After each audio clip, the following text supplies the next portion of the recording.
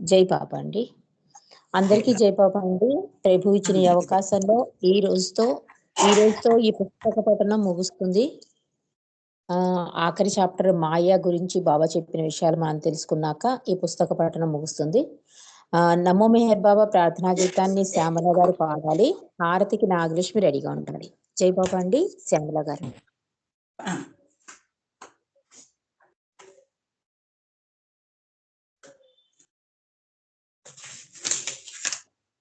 జై బాబా అమ్మా. జై బాబా పాడండి. జై బాబా. అవతార్ మెహర్ బాబా కీ జై. నమో మెహరు బాబా అవతార్ నమో దేవ దేవ. ప్రభు నమో మెహరు బాబా అవతార్ నమో దేవ దేవ.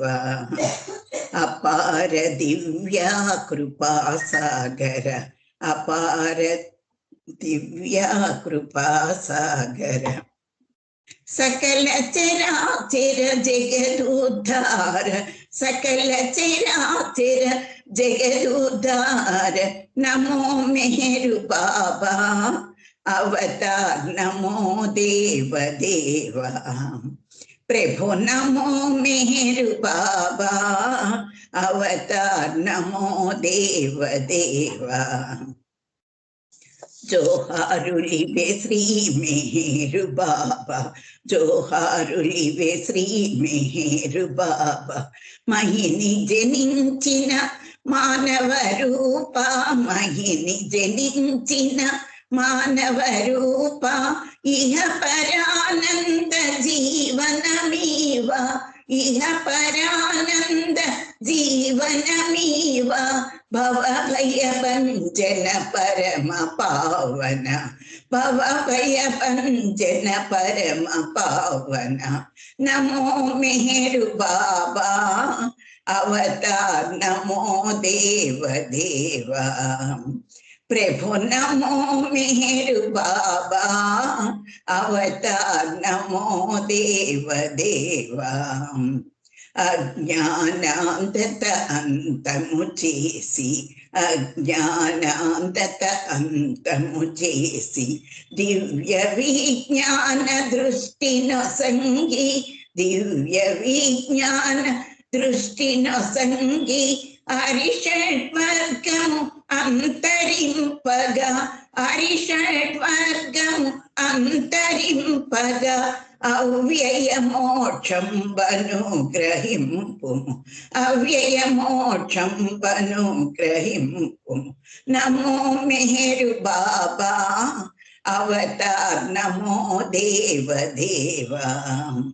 ప్రభు నమో మెహరు బాబా అవతార్ నమో దేవ దేవ.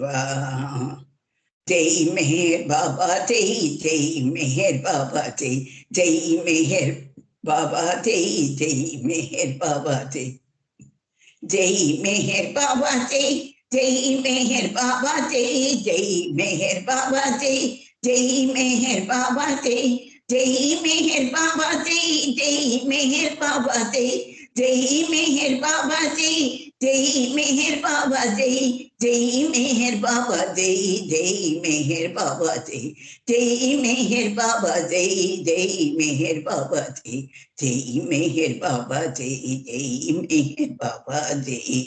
అవతార్ మెహర్ బాబా కి జై. జై బాబా మా అందరికి జై బాబా. బాబాకి ధన్యవాదాలు. జై బాబా అండి. శ్యామల గారు ప్రార్థనా గీతంతో ఈ రోజు ఈ సహవాస ప్రారంభించినందుకు జై మెహర్ బాబా. మనం అది అలాగా అనే పుస్తక పఠనంలో ఆఖరి చాప్టర్ అయిన మాయ గురించి మనం తెలుసుకుంటున్నాం. మాయ గురించి బాబా ఏమన్నారో బాబా ఏమంటారంటే దాన్ని ఒక గదితో పోల్చారు. ఒక గదిలో దుమ్ము ధూళి పేరుకుని ఉన్నప్పుడు నేను చీపురుతో అది తొడవడానికి ప్రయత్నిస్తాను. ఆ దుమ్ము పైకి లేవడం వల్ల మీకు ఊపిరి ఆడనట్టుగా అనిపిస్తుంది. అంటే ఈ ఆగనంతగా దుమ్ము పైకి రావడం వల్ల ఆ ఉక్కిరి బిక్కిరి చేయడం అనే అనుభవం కలిగినప్పుడు ఆ గదంతా కూడా దుమ్ముతో నిండి ఉన్నదన్న నమ్మకం కుదురుతుంది. అంతవరకు అందులో ఏమీ దుమ్ము లేదని అనుకుంటారు. అంటే బాబా యొక్క వర్క్ జరుగుతున్నంతసేపు కూడా మనలో అంతర్గత యుద్ధం జరుగుతూ ఉంటుంది. కానీ మనం ఏంటి ఆ యుద్ధం ఆ క్లీనింగ్ కనుక బాబా చేయకపోతే ఏమన్నా ఇదే బావుందనుకుని ఈ జీవితంలోనే ఇలాగే మాయకు అతుక్కుపోయి ఇదే శాశ్వతం అని జీవిస్తూ ఉంటాం. అలా అవతారుడు ప్రతిసారి కిందకి దిగొచ్చి మేలు కొలపకపోతే అండి, ఒక ఆధ్యాత్మిక త్రోపునిస్తాను, కొంచెం ముందుకు తీసుకెళ్తానన్నది అందుకు. అంటే ఈ జన్మలోనే డైరెక్ట్‌గా భగవద్ సాక్షాత్కారం లభించదు. ఈ మాయ నుండి నెమ్మది నెమ్మదిగా బయటికి లాగుతూ ఉంటాడనమాట. ఆధ్యాత్మిక త్రోపు అంటే అది.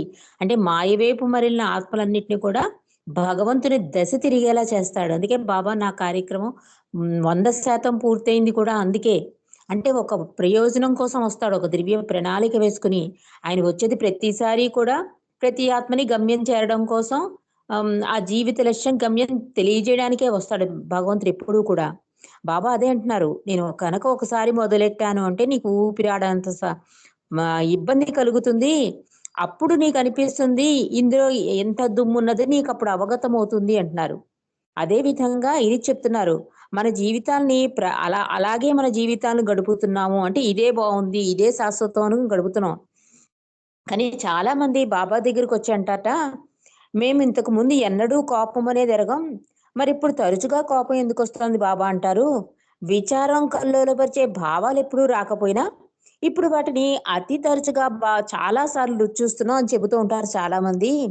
అయితే బాబా మాతో ఏమైనా వదిలించుకోవాలి అంటే ముందుగా దాన్ని తవ్వి పారేయాలి అంటారట. అంటే వేళ్ళతో సహజంగా తీసేయాలన్నమాట. ఒక కోరికైనా, ఒక బలహీనతైనా, ఒక కోపమైనా ఏదో అప్పటికప్పుడు లేదండి నాకు కోపం కాదు. శాశ్వతంగా దాన్ని తీసేయాలన్నమాట. అదే ధునిలో వేయడమండి. ఆ హృదయాగ్నిలో ప్రతీదీ వెయ్యమన్నది అందుకే బాబా. ఇక్కడ ఈచి కూడా ఏం చెప్తున్నాడంటే బాబా ఏమనేవారంటే మండలి వాళ్ళతో కోపపడినా, లేతే ఏదైనా దెబ్బలాడుకున్నా బాబా అనేవారట అప్పటికప్పుడు కోపం పోయిందనేసి మళ్ళీ అదే దాన్ని రిపీట్ చేయడం వల్ల అది పోదు. పూర్తిగా కూకటి వేళ్ళతో అంటే పూర్తిగా దాన్ని తవ్వి పారేయాలి అనేవారు బాబా. ఈ మాయ గురించి మీకొక కథ చెబుతాను అని చెప్పి నిన్నటి రోజు ఒక కథని సగం వరకు చెప్పుకున్నామండి. ఆ కథేంటంటే బుద్ధుడు, ఆయన శిష్యుడైన ఆనందుడు ఆహ్, ఆహ్, ఆహ్, ప్రయాణిస్తూ ఉంటారు. ఆనందుడు అడుగుతాడు, "మాయ అంటే ఏంటి? అసలు మాయను ఒకసారి చూపించగలవా?" అంటే, అలాగే నవ్వి ఊరుకుంటాడు. ఒకసారి వాళ్ళిద్దరూ నడుచుకుంటూ వెళ్తుంటే ఒక ఎడారి ప్రాంతంలో బుద్ధుడికి దాహమేస్తుంది. "ఆనందా నాకు కొంచెం మంచినీళ్ళు తేగలవా?" అంటే, తెస్తానని చెప్పి బుద్ధుడు అక్కడ కూర్చుంటాడు. ఆనందుడు వెళ్తాడు. కొంత దూరం వెళ్ళేసరికి ఒక పొలం కనిపిస్తుంది. ఆ పొలంలో ఒక ఇల్లు, ఇంట్లో ఒక నుయ్యి కనిపిస్తుంది. ఆ నూతిలో నీళ్లు తీసుకోవాలంటే ఇంటి యజమాని పర్మిషన్ కావాలి కదా! అందుకని ఆ తలుపు కొడతాడు. నిన్నటి వరకు అంతవరకు చదివామండి. అలాగా ఆ తలుపు కొట్టగానే అతనికేమైందంటే, ఆ తలుపు తీసిన వెంటనే ఒక అందమైన అమ్మాయి కనిపించింట. ఆ అమ్మాయిని చూడగానే చాలా ముగ్ధుడైపోయాట ఆనందుడు. బుద్ధుని యందున్న తనకున్న ప్రేమ, భక్తి తననెవరు చూచినా ముగ్ధులయ్యిపోయేటట్టు చేసేవి. అంటే ఆ భగవంతుని మీద అందం మరలిపోయి, ఈ అమ్మాయి అందంలో మునిగిపోయాడు ఆనందుడు. ఇలా వాళ్ళిద్దరూ కూడా ఒకళ్ళనొకళ్ళు చూస్తూ నిలబడిపోయారు. అమ్మాయి కూడా నిలబడిపోయింది. అతను కూడా నిలబడిపోయాట. అంతలో ఆ ఇంటి యజమానైన రైతు తిరిగి వచ్చి ఆనందుడితో "ఏం కావాలి?" అని అడిగాడు ఆ రైతు. "నీకోసం నేనేదైనా చెయ్యాలేమో చెప్తే బాగుంటుంది" అన్నాడు ఆనందుడు. "అంటే నేనేదైనా పని చేసి పెట్టాలా?" అడిగాడు. ఆనందుడు అందుకు జవాబిస్తూ అంటే రైతు అడుగుతారన్నమాట. ఇంటి దగ్గరికొచ్చాడు కదా! తలుపు తట్టాడు. ఆ అమ్మాయిని చూస్తున్నాడు. ఈలోగా రైతు పొలం పని చూసుకొని ఇంటికొచ్చాడు. గుమ్మంలో ఆనందుని చూసి అడుగుతున్నాడు రైతు, "నీకు నేనేమైనా సహాయం చెయ్యాలా?" అని. దానికి ఆనందుడు జవాబిస్తూ మరేమీ పని లేదని, ఇప్పుడే కలిసిన ఈ అందమైన యువతి దగ్గర కొన్నాళ్ళు గడపాలనుకుంటున్నానని చెప్పేస్తాడు ఆనందుడు. రైతులకెప్పుడు పొలంలో ఏదో పని ఉంటుంది కనుక, ఆనందుని తన పొలం పనుల్లో సహాయపడేందుకు జీతగాడిగా ఉండేందుకు అంగీకరించాడు రైతు. ఇలా రోజులు గడుస్తున్నాయి. ఆ యువతిపై ఆనందుడి ప్రేమ ఏమాత్రం తరగకుండా పెరగసాగింది. ఆనందుడికి తెలిసినంత వరకు పెరిగిందంటూ ఏదైనా ఉంటే, అది ఆమె చెంతనే ఎక్కువ సమయం గడపాలనుకునే కోరిక. తనను వెళ్ళిపోమనకుండా ఉండడం కోసం ఆ రైతుని ఇంప్రెస్ చేయడానికి ఎక్కువ కష్టపడేవాట. ఎక్కువ శ్రమ పడేవాట. ఆఖరికి ఆ రైతే రైతు చాలా మెచ్చుకుంటాడనమాట ఇతన్ని చూసి. ఇంత శ్రమ పడుతున్నాడని. అలా కొన్నాళ్ళు గడిచాక ధైర్యం చేసి ఆ రైతు కూతుర్ని తనకిచ్చి పెళ్లి చేయమని అడుగుతాడు ఈ ఆనందుడు. ఆనందుడి యొక్క మంచి పనితత్వం, తన కూతుర్ని జాగ్రత్తగా చూసుకోగల సమర్థుడని తెలిసి రైతు చాలా సంతోషించి వాళ్ళిద్దరికి వివాహం చేస్తాడు. కొన్ని సంవత్సరాలు గడిచేసరికి వాళ్ళకి 3 పిల్లలు పుడతారు. అంటే చూడండి, నీళ్ల కోసం వెళ్ళాడు, ఇదంతా జరుగుతోంది. ఆఖరికి రైతు చనిపోతాడు. ఆనందుడు, భార్య, పిల్లలు ఉంటారు. ఆ రైతు యొక్క పొలమంతా ఈ ఆనందుడికి రావడంతో బాగా డబ్బున్నవాడై జీవితం చాలా సాఫీగా జరిగిపోతూ ఉంటుంది ఆనందుడికి. తన పిల్లల్ని, భార్యని ఎంతో అనురాగంతో చూసుకుంటూ ఉంటాడు ఆనందుడు. తన పొలం బాగా సారవంతమైనందున పంటలు పండి తినడానికి కొదవ లేకుండా పోయింది ఆనందుడికి. మరి ఏ లోటు లేకుండా దర్జాగా జీవితం గడిపాడు ఆనందుడు. ఇలా 12 ఏళ్ల పాటు సంతృప్తికర వైవాహిక జీవితం గడిపిన తర్వాత ఒకసారి అధిక వర్షాల వల్ల బ్రహ్మాండమైన వరద వచ్చింది. రాత్రికి రాత్రి గ్రామం పక్కనే ఉన్న నది పొంగి కట్టలు తెంచుకుని ఊరి మీద పడింది. క్షణాల్లో ఇళ్లలోకి వరద నీళ్లు రావడంతో దాన్ని రక్షించుకునే అవకాశం లేకపోయింది వీళ్ళకి. ఆనందుడు తన భార్యను ఒక చేత్తో, 2 పిల్లల్ని మరో చేత్తోనూ గట్టిగా పట్టుకుని 3వ పిల్లవాడిని భుజం మీదకి ఎక్కించుకున్నాడు. కెరటాల వేగానికి తట్టుకోలేక ప్రవాహంలో పడి కొట్టుకోపోసాగారు వాళ్ళు. వరద తాకిడికి మునిగిపోకుండా జాగ్రత్త పడుతూ బలం కొద్దీ ఈదుతున్నాడు ఆనందుడు. అటు ఇటు అన్నీ కూడా, అంటే పశువులు, వృక్షాలు అన్ని కొట్టుకుపోతున్నాయి. కళ్ళారా చూస్తున్నారు భార్యాభర్తలు ఇద్దరూ కూడా. నది కావలి ఒడ్డున ఏదైనా కొండ గాని వరదలో మునగకుండా కనబడడంతో ఆనందుడు నదిని ఈదుకుంటూ దాటి ఆ పర్వతాగ్రానికి చేరగలిగితే క్షేమంగా ఉండగలమని ఆశించాడు ఆనందుడు. మహావేగంగా సుళ్ళు తిరుగుతూ ఉధృతంగా పలువరులు తొక్కుతోంది వరద. ఈ వరద ప్రవాహ వేగానికి ఆనందుడు ఎంతో దూరం వెళ్ళలేకపోయాడు. భుజం మీద ఉన్న పిల్లవాడు కెరటాల్లో కొట్టుకుపోయాడు. వాడి తల మాత్రం ఆ ప్రచండమైన ప్రవాహంలో నీళ్ల మీద కాసేపు కనబడి తర్వాత కనబడకుండా పోయింది. ఆనందుడు పుత్ర వ్యామోహంతో దుఃఖించినా ఈదుతూనే ఉన్నాడు. మరి వరద ఉధృతం చాలా తీవ్రంగా ఉండడంతో ఎంతో దూరం తన 2 పిల్లల్ని ఒక చేత్తో పట్టుకుని ఈదడం కష్టతరమైంది ఆనందుడికి. పాపం వాళ్ళిద్దరూ కూడా తమ తల్లిదండ్రులకి ఎల్లదిటే ప్రవాహంలో కొట్టుకుపోయారు. ఇప్పుడు కేవలం ఆనందుడికి ఆయన భార్య మాత్రమే తన చేతుల్లో ఉంది. ఏమైనా సరే ఆమెను రక్షించుకోవాలి అన్న కృత నిశ్చయంతో శతవిధాల ప్రయత్నిస్తున్నాడు ఆనందుడు. దాదాపు ఉన్నత భూభాగానికి చేరబోతున్నంతలో వారిద్దరిని వరద వేరు చేసింది. ఆనందుడు తన భార్యను రక్షించుకోవాలన్న తాపత్రయంతో ఒక్క క్షణకాలమైనా మళ్ళీ దొరకబుచ్చుకున్నాడు. కానీ వరద వేగానికి ఆమె కూడా మునిగిపోయింది. తన కడపటి శక్తినంతా ఉపయోగించి ఆనందుడు ఎలాగో పెరుగులాడి వరద ఉధృతానికి తట్టుకుని ఈదుకుంటూ ఒడ్డుకి సురక్షితంగా చేరాడు ఆనందుడు. ఆయాసపడుతూ తన కుటుంబం అంతా వరద పాలైనందున బిగ్గరగా, అంటే చాలా గట్టిగా ఏడవసాగాడు. అతడు గుండెలు పగిలిపోయేలా ఏడుస్తున్నాడు.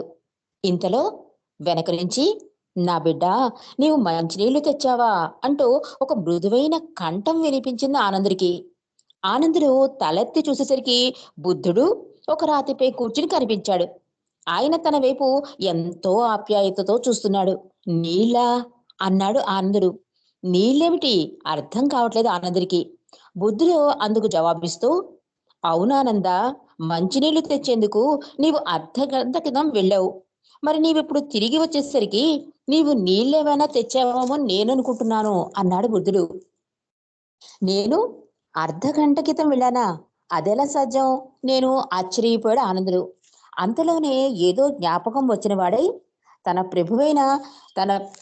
ప్రభువుని ఎలా మర్చిపోయాడో గుర్తొచ్చి సిగ్గుతో తల వంచాడు ఆనందుడు. "అయితే నా భార్య పిల్లలు గురించి ఇదంతా ఏమిటి? నేను వివాహమాడాను, పిల్లలు పుట్టారు, 12 ఏళ్లు గడిచాయి కదా" అన్నాడు ఆశ్చర్యంగా ఆనందుడు. బుద్ధుడు చిరునవ్వుతో తల ఆడించి ఆనందుని సంశయాన్ని ఇలా తీర్చాడు. ఆనందుని 12 ఏళ్ల వైవాహిక జీవిత కాలమంతా కేవలం అర్ధగంటలోపే జరిగిపోయింది. మాయంటే ఇదే అని బుద్ధుడు వివరించాడు. అంటే మాయను చూపించమన్నాడు కదా, అందుకని అతనికి అనుభవం అయితే గాని ఆ మాయ కనబడదు. అతడు సన్యాసంలో ఉన్నాడు. అందుకని ఏం చేశాడు, ఒక మాయని సృష్టించి అతనికి పెళ్ళైనట్టు, పిల్లలున్నట్టు, చాలా జీవితం జరిగిపోయినట్టు, వరదలో మొత్తం అందరూ కొట్టుకుపోతే ఒడ్డుకొచ్చి ఏడుస్తున్నట్టు ఇదంతా అర్ధగంటలో చూపించేశాడండి బుద్ధుడు. అప్పుడు అతనికి అవగతమైంది, అయ్య బాబోయ్ నేను ఎంత పొరపాటు చేశానో, నా నా భగవాన్ని మరిచిపోయి అంతకన్నా మాయలో ఇరుక్కుపోయాను అని చెప్పి, ఇదంతా ఏమిటి అంటే ఇదే మాయ అని ఆ అనుభూతి ద్వారా మాయని చూపించాడు బుద్ధుడు. ఇక్కడ ఈ పుస్తకంలో లేదండి, రియల్ ట్రెజర్ లో మాయ గురించి ఇరిచి చెప్తాడు. చాలా అద్భుతమైన కథ. అండ్ మాయ ఎండింగ్ కూడా మనం చేసేసుకుందాం. అది చదువుకుంటే కనుక మనకు ఒక కంక్లూజింగ్ వచ్చేస్తుంది అనమాట. బుక్ లో మాత్రం అక్కడితో ఆపేశారు. ఇక్కడ ఇరిచి ఏమంటున్నారంటే, మాయ యొక్క సామర్థ్యం దివ్యత్వపు గవాక్షంలో అత్యధికంగా ఉంటుంది. మాయ అజ్ఞానపు స్తోత్రం అది. ఒక జీవాత్మను భ్రాంతి చేత ఆకర్షించి దైవత్వం అనే గమ్యాన్ని చేరనీయదు అంటున్నారు. అంటే జీవాత్మ తన దృష్టిని బాబా పైననే కేంద్రీకరించి ఉంచకపోతే ఆ దివ్యాత్మ గవాక్షం వద్ద కూడా ఆ తాత్కాలిక ఆకర్షణకు బలైపోవచ్చు. ఒకవేళ ఆ జీవాత్మ ఆ తాత్కాలిక ఆకర్షణకు లొంగి ఉండకపోయినట్లయితే ఆ గడప దాటిన తర్వాత ప్రాప్తించే సత్యమైన నిత్యమైన ఆనందం ఆ జీవాత్మకు దొరకకుండా పోతుంది అంటున్నారు. అంటే మాయ నుండి జాగ్రత్తగా ఉండాలి. ఎందుకంటే దీనికి ఒక మంచి ఉదాహరణ చెప్తాను అంటున్నారు ఇరిచి. అదేంటంటే మాయ ఎలాంటిది అంటేటండి, ఒక అమ్మకందారు లాంటిదిట. అంటే ఒక సేల్స్ మేనేజర్ లాంటిదిట. సేల్స్ వాళ్ళు ఉంటారు కదా, చీరలు అమ్మేవాళ్ళు, వాళ్ళు అది చెప్తున్నాడు ఇక్కడ ఇరిచి. మాయ నుండి జాగ్రత్తగా ఉండాలంటే అది ఒక అమ్మకందారు వంటిది. మీరు ఎప్పుడైనా బట్టల షాప్లోకి వెళ్ళారా? అక్కడ అమ్మకందారు తన బట్టలను అమ్మడానికి ఎలా ప్రయత్నిస్తాడో చూసారా? నీవేమి కొనదలుచుకున్నావో సరిగ్గా నిర్ణయించుకోలేదని అమ్మకందారు పసిగడితే చాలు, నీవు కొనాలనే ఆలోచన లేని వాటిని కూడా నీవు కొనేలా చేస్తాడు. అతడు ఆకర్షణీయంగా ఉన్న ఈ బట్టల తానులను నీ ముందు వేసి వాటి రంగులను, ఆ బట్ట నాణ్యతను చూడమని ప్రలోభ పెడుతూ నీకు కొనాలనే ఆసక్తిని కలిగిస్తాడు అమ్మకందారు. నీవు కొంచెం మెత్తబడితే అది చాలా చౌక బేరమని, ఒకటి కొనాలనుకున్న నీవు రెండు కొనడానికి, అంటే నిజానికి ఆ క్లాత్ ఇక ఆఖరిదని, అన్నీ అమ్ముడిపోయాయని నిన్ను నమ్మిస్తాడు అమ్మకందారు. నీవు ఆ షాపు నుండి బయటికి వెళ్ళేసరికి ఒక షర్టు కొనాలని వెళ్ళిన వాడివి రెండు పూర్తి జతలను కొనేస్తావు. మాయ అనేది అలా పనిచేస్తుంది అన్నారు ఇరిచి. ఆ అమ్మకందారులాగా నిన్ను నిరంతరం విషయ వాంఛల సౌఖ్యాలను ఎరచూపి ఆకర్షిస్తుంది. అందుకనే ఆయన వద్దకు వచ్చిన వారు కూడా దారి తప్పిపోవడం మనం చూస్తూనే ఉన్నాం అంటున్నాడు ఇరిచి.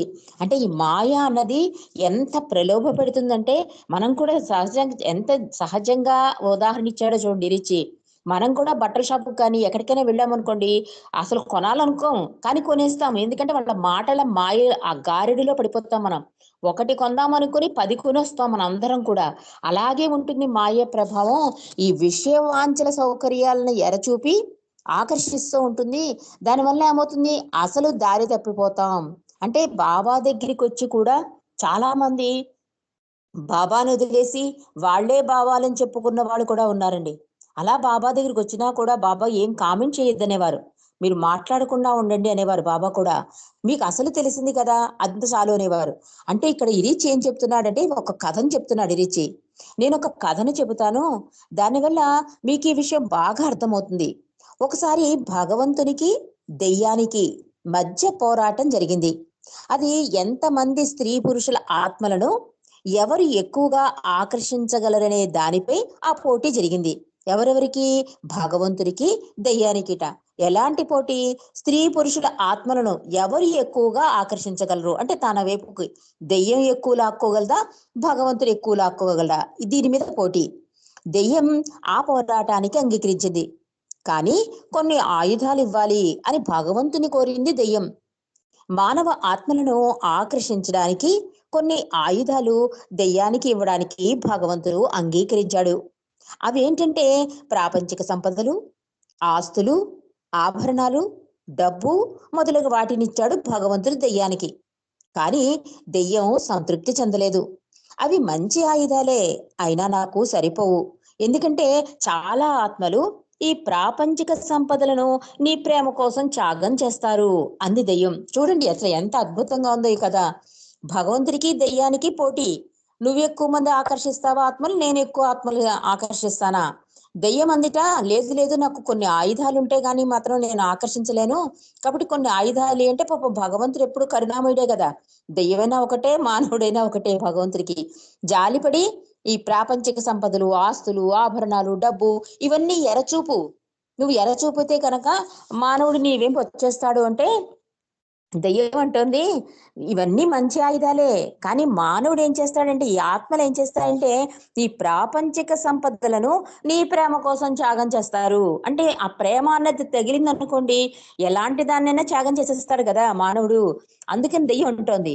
అందువల్ల దెయ్యానికి భగవంతుడు మత్తును కలిగించే మధువు అంటే మాదక ద్రవ్యాల హస్త్రాన్ని ఇచ్చాడు. అయినా దెయ్యం ఇంకా సంతృప్తి చెందక, వీటిని కూడా నీ ప్రేమ కోసం త్యాగం చేసే మూఢమతులు ఉన్నారు స్వామి అంది. అందువల్ల మన పోటీ సమంగా ఉండబోదు అని చెప్పింది దెయ్యం.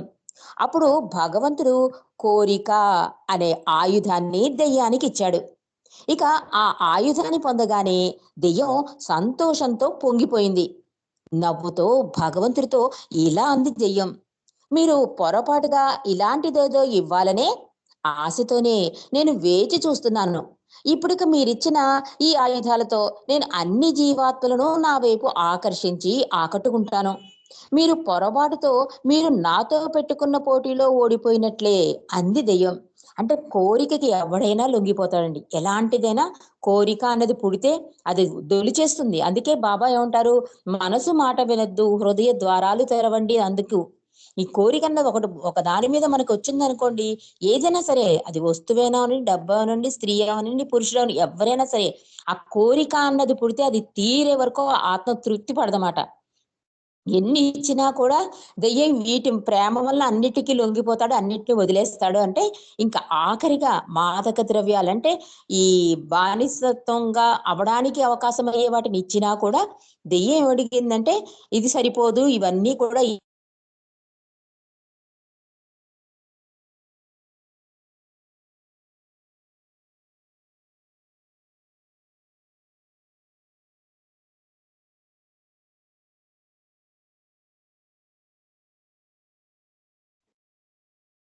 వినబడట్లేదు మాట.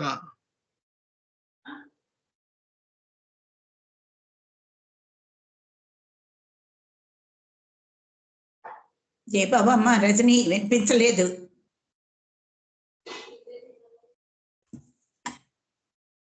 జయబాబా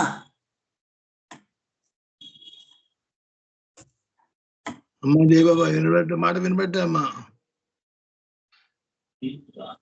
మ్యూట్ లో కూడా లేరు, మరి ఎందుకు అనిపించట్లేదు? ఫోన్ అది ఏమైనా కాల్ వచ్చిందమ్మా? కాల్ ఏదో వచ్చింటుంది. జయబాబా అలాగా భగవంతుడికి దెయ్యానికి కాంపిటీషన్ లో ఆఖరికి భగవంతుడు ఏం చేశాడు, కోరిక అనే ఆయుధాన్ని కూడా ఇచ్చేసట. అప్పుడు మనం పురాణాల్లో కూడా చూస్తూ ఉంటామండి, రాక్షసులు పెద్ద పెద్ద తపస్సులు చేస్తే పాపం భగవంతుడు ఇవ్వలేక ఆ కోరికని ఇచ్చేస్తాడు. ఆ తర్వాత పాపం మహావిష్ణువే కిందకి దిగి మానవ రూపం దాల్చి ఆవిడ అన్ని రకాలుగా అడిగేస్తాడు, ఇలాంటి చావు రాకూడదు, అలాంటి చావు రాకూడదు అని. ఆఖరికి అది ఆయనకే సమస్య అయ్యి పాపం మళ్ళీ కిందకి దిగొచ్చి భగవంతుడు ఏ నుంచి తప్పించుకుంటే వాడిని చంపగలమో చూసి ఆలోచించి మళ్ళీ చంపుతాడు. అసలు ఈ మాయ కథ చదువుతుంటే నాకు అదే గుర్తుకొచ్చింది, భగవంతుడు ఎన్ని పాటలు పడతాడో అని. ఆ కరుణ రసం దెయ్యంలో కూడా ఆయన చూపించేసి ఆ కోరిక అనే ఆయుధాన్ని కూడా ఇచ్చేయడంతో ఇంకక్కడి నుంచి దెయ్యం పగలబడి నవ్వింట. ఇంక నిన్ను ఓడించడం చాలా ఈజీ అంటూ దెయ్యం చెప్పిన ఆ మాటలు విని భగవంతుడు తన పొరపాటు తెలుసుకుని ఇక జీవాత్మను గెలవడం కష్టమని దుఃఖించసాగాడు భగవంతుడు. అలా భగవంతుడు కార్చిన కన్నీరే మానవ హృదయాల్లో పడి వారి పాపాలను కడిగివేసి అవి ఎక్కడి నుండి వచ్చాయా అని దాని మూలాన్ని వారు కనుగొనే ప్రక్రియలో వారు భగవంతుని వైపు తిరిగేలా సహకరించాయి అంటున్నాడు ఇరిచి. అది అలా జరుగుతుంది అని ఇరిచి ఈ కథను ముగిస్తూ, అంటే భగవంతుడికి అంతా తెలుసండి. ఆయన కోరికను దెయ్యానికి ఇవ్వడం వల్ల కూడా ప్రయోజనం పొందేది మనమే. అది చెప్తున్నాడు ఇరిచి. ప్రతి ఒక్కరిలోనూ నిరంతరం ఈ దైవం దెయ్యాల పోటీ కొనసాగుతూనే ఉంటుంది. లోపలికి దృష్టి సారించి గమనిస్తే అదంతా నీలోనే ఉంటుంది. ఒకవైపున ప్రాపంచిక సంపదలు, మత్తు పదార్థాల సేవనం మరియు కోరికల ప్రలోభాలు నీ హృదయాన్ని లోబరుచుకునే ప్రయత్నం చేస్తూ ఉంటే, ఇంకొక వైపున భగవదైక్యపు శాశ్వత ఆనందం నిన్ను పిలుస్తూ ఉంటుంది అన్నారు ఇరిచి. బాధల్లో మునిగి ఉన్న మానవాళి కోసం వచ్చిన మెహర్ బాబా అవతరణ మానవాళిని మేల్కొల్పడానికి, వారి హృదయాలలో చిందించిన భగవంతుని అశ్రువు లాంటిది ఈ అవతరణ. కాబట్టి ఇది మేలుకునే సమయం. అందుకే బాబా ఏమంటారు, బోధించుటకు రాలేదు, మేలుకొలుపుడికే వచ్చాను అన్నారు బాబా. కాబట్టి ఈ అవకాశాన్ని జార విడుచుకోవద్దు. మీరందరూ కూడా బాబా పైననే మీ దృష్టిని కేంద్రీకరించండి. నశ్వరమైన తాత్కాలిక మాయాసుఖాల కోసం దారి తప్పి వెళ్ళకండి. ఆశలకు, కోరికలకు అంతం ఉండదు. ఆయన దేనినైతే ఇవ్వడానికి వచ్చాడో దానిని స్వీకరిస్తే ఇక ఆ తర్వాత ఎలాంటి కోరికలు, ఆశలు మిగిలి ఉండవు. అందువల్ల బాబాను పొందే కోరికనే పెంచుకొని శాశ్వత స్వేచ్ఛను పొందండి అన్నారు ఇరిచి. కాబట్టి మాయకు దూరంగా బాబాకు దగ్గరగా ఉండడానికి మనం ప్రయత్నం చేయాలండి. అంటే ఆ ప్రభు ప్రేమకు పాత్రలం అవ్వాలి అంటే మాయకి దూరంగా మెహరు ప్రభువుకి దగ్గరగా ఉండే భాగ్యాన్ని ప్రసాదించమని. అందుకే బాబా తన సమాధి దర్శనంలో కానీ సహవాసుల్లో కానీ మీరు అన్నిటినీ మర్చిపోండి, నా వైపే ఏకాగ్రత దృష్టి ఉంచండి అని వాడి తండ్రి. ఎందుకంటే మాయ ప్రభావానికి లోబడి మనం ఏం చేస్తామంటే అందుకోవలసిన ఫలాన్ని అందుకోలేకపోతామండి. అందుకే మెహరాబాద్ వెళుతున్నా కూడా మనం, ఎందుకు నేను మెహరాబాద్ గురించి ప్రతి వెన్స్డే చెప్తున్నాను అంటే, మన మనసుని తయారు చేసేయాలన్నమాట. దేన్ని అట్రాక్ట్ అవ్వకుండా అది ఒక పిక్నిక్ స్పాట్ లాగా, ఒక తీర్థయాత్ర లాగా మనం ఎంజాయ్ చేయడానికి వెళ్ళడం కాదు మెహరాబాద్ వెళ్ళడం అన్నది. ప్రభు ఇచ్చే ఆ ప్రేమ ఫలాన్ని అందుకుని దాన్ని జాగ్రత్తగా ఇంటికి తీసుకొచ్చి మళ్ళీ మెహరాబాద్ వెళ్లే వరకు ఆ ఫలాన్ని రుచి చూస్తూ మన జీవితాన్ని ముందుకు తీసుకెళ్ళడం కోసం మనం మెహరాబాద్ ఆ పుణ్యక్షేత్రాన్ని దర్శించాలి. కాబట్టి ఆ ఫలాన్ని అందుకోవాలంటే ఫోన్కి ఛార్జింగ్ అయిపోతే ఎలా ఛార్జ్ పెడుతున్నామో అలా ఈ మాయకు మమైకం అయిపోయండి.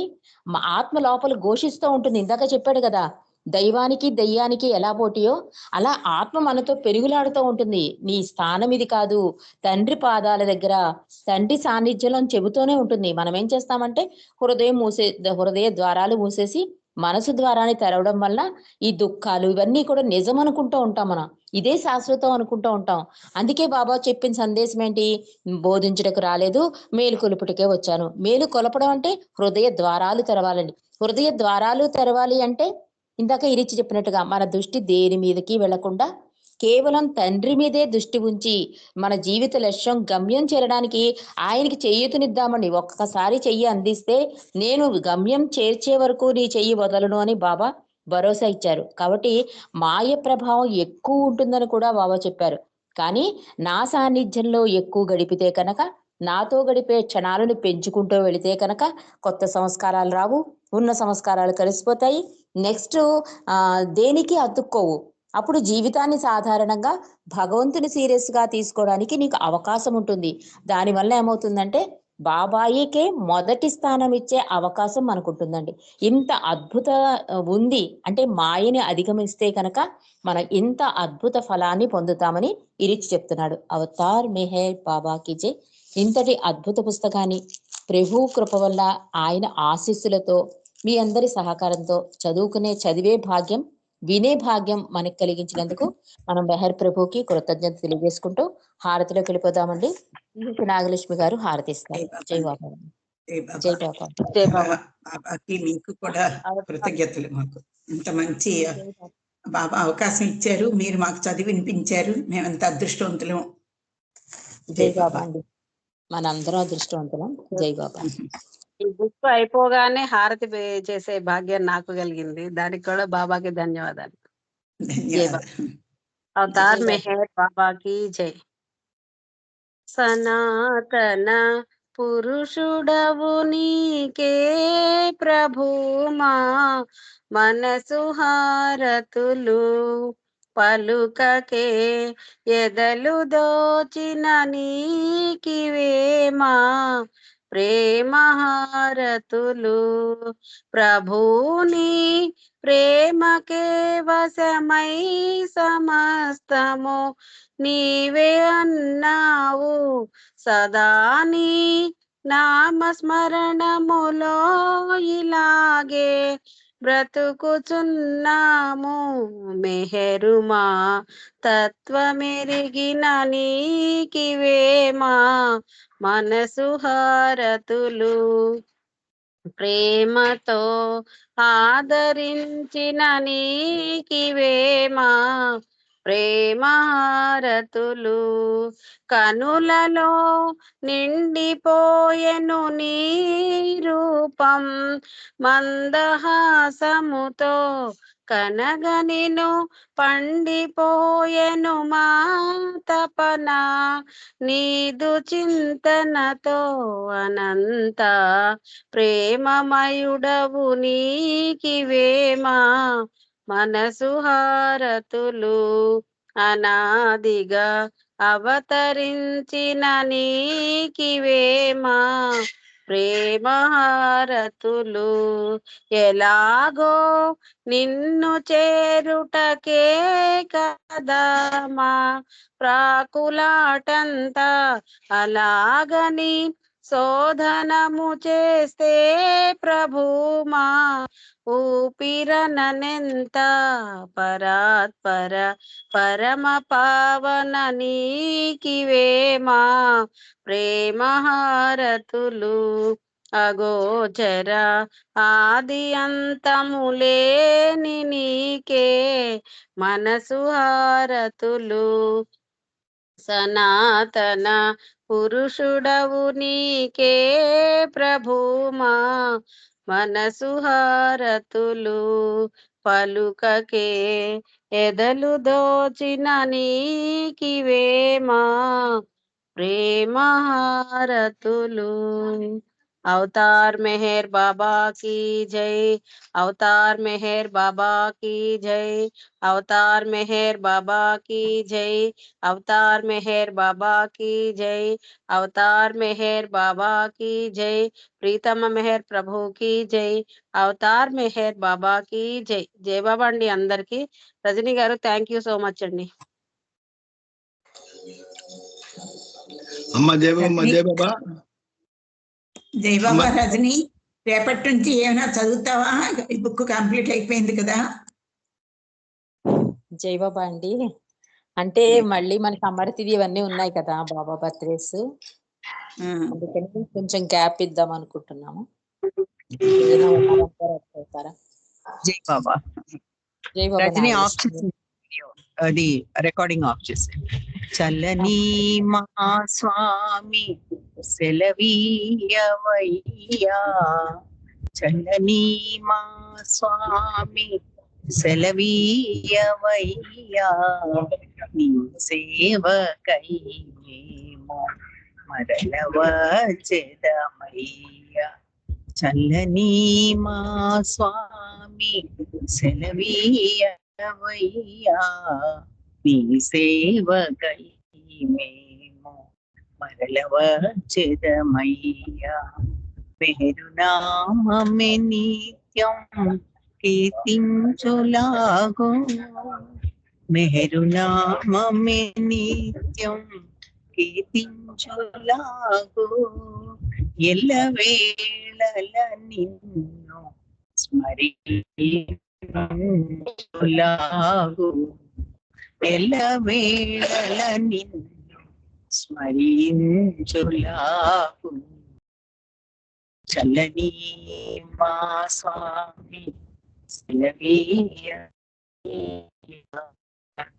సేవకయ్య మరల చెదమయ్య నీ సేవలో మేము తరించులాగు నీ సేవలో మేము తరించులాగు